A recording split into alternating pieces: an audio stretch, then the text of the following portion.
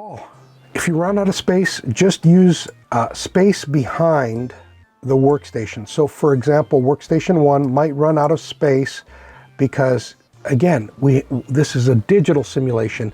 I can't put parts on top of each other. They have to go together in a certain order. So if you run out of space, I'm going to take my drawing here. I'm going to draw something. Workstation 1, 5 parts go up to here. 1, 2, 3, 4, 5, 6, 7, 8, 9, 10. And then really the sequence is this way. I want you to keep on going forever and keep on laying 5 parts in a row. Remember, we're doing batches of 5. Keep on doing that. Top right corner, done drawing, and you're done. And if you want to delete, press Shift and hold, drag through all that, delete. If you miss one, click delete. Simple. Thank you, Workstation 1. Next video.